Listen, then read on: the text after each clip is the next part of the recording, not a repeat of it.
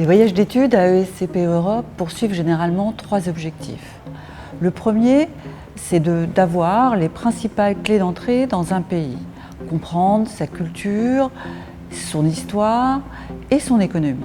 C'est surtout pour découvrir le pays, la culture et voir comment les gens évoluent professionnellement, parce qu'on va avoir la chance de rencontrer des grandes entreprises, mais aussi des PME, donc voir comment ça se passe au Vietnam.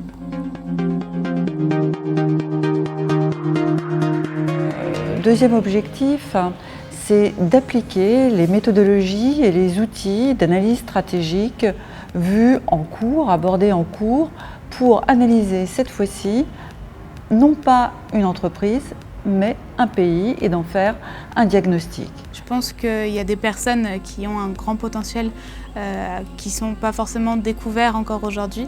Et donc je pense que pour une entreprise, il y a forcément des chances ou des opportunités à saisir ici en tout cas.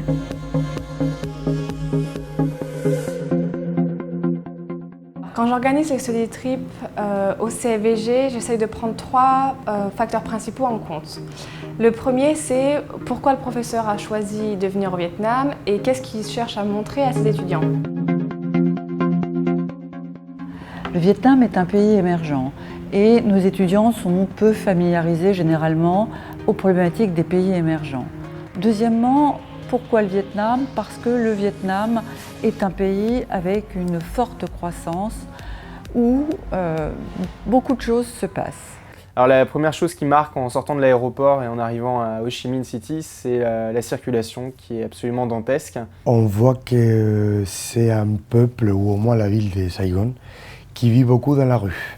Une cuisine vietnamienne assez raffinée finalement et assez variée, assez équilibrée. Ça ressemble un peu à nos pays de la Méditerranée en été, puisqu'ici il fait beau. Et les sourires et la bienveillance des Vietnamiens. Ils sont très cordiaux, ils sourient tout le temps.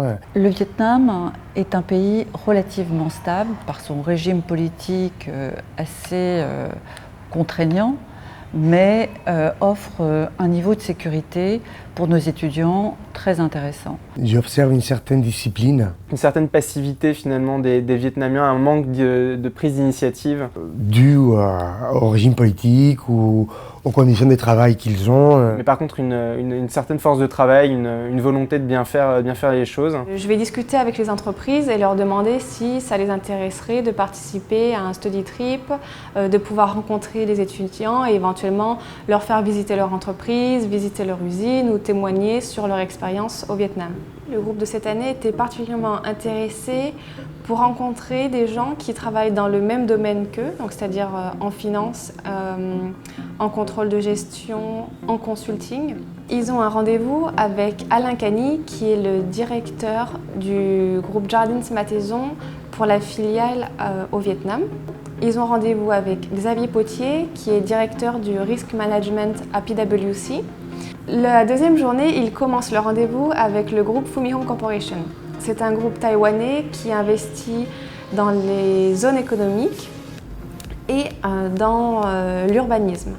Le bilan de ce voyage d'études a été extrêmement positif.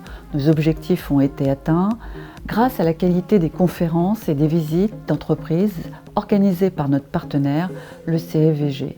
Et aussi grâce à 2 intermèdes culturels, les visites du tunnel de Cushy et le delta du Mekong.